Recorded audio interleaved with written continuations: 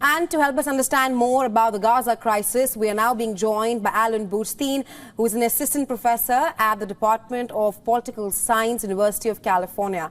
Thank you so much for joining us on WION, Mr. Burstein.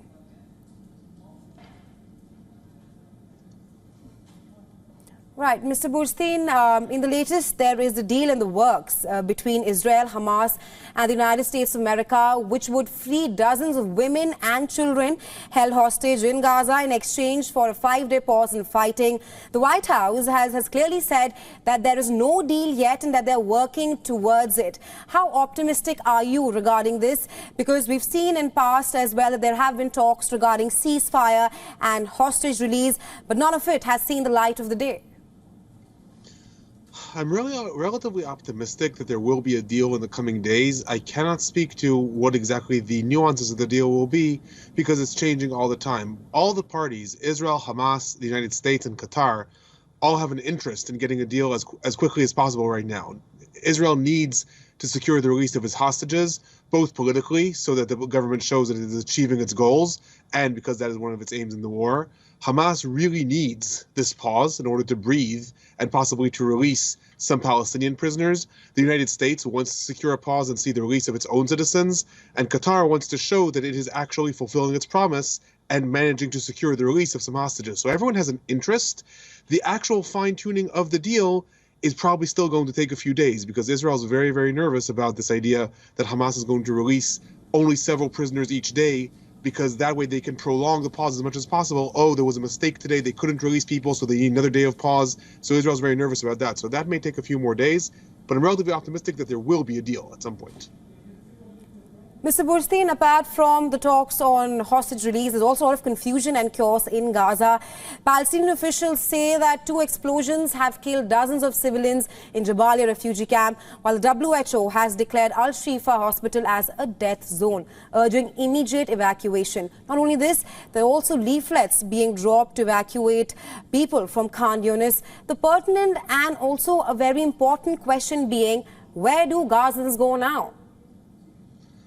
So the IDF so far called on the evacuation of Palestinians from the northern part of the Gaza Strip. That was 1.1 million people out of 2.2 million in the Gaza Strip to move south.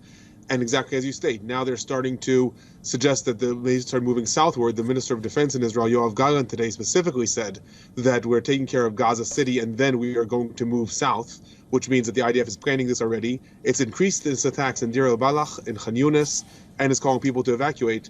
There is, theoretically, a secure safe zone in the eastern part of the southern part of the Gaza Strip, an area called the Muasi, near Rafah, but it certainly cannot hold 2 million people. So it's unclear to me also what the exact plan is in terms of the IDF, if there's a plan to allow safe passage for people to move back to the north after the IDF starts going down south.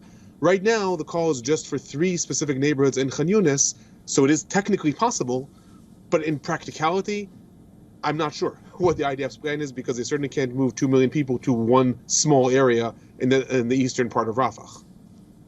Last question to Mr. Burstein. What is your assessment of the latest statement by U.S. President Joe Biden, where he outlined how the Palestinian Authority should ultimately govern the Gaza Strip and the West Bank following the Israel-Hamas war? I think there's growing impatience in the United States with the fact that Israel clearly does not have a plan for what is going to happen after it wins this war, as according to its plan, and destroys Hamas. In Israel, there's voices from the far extreme right saying that Palestinians would be expelled and that Israel would reestablish settlements. There's voices from Netanyahu saying that Israel is not going to reestablish settlements, but is going to have complete security control. There's voices from the opposition that are saying the Palestinian Authority should be restored. The United States is losing its patience because it is trying to protect Israel internationally and diplomatically, but as it becomes clear that Israel actually doesn't have a plan and isn't clear what's going to be the future, the United States is starting to dictate its own terms. It's starting to say, you know what, the future is going to be the Palestinian Authority, and if you have a problem with that, then you can't expect us to defend you diplomatically anymore. I think that's where the winds are blowing. Right. Thank you so much, Mr. Burstein, for joining us and sharing your insights with us on the story. Thank you. Have a good day. You too.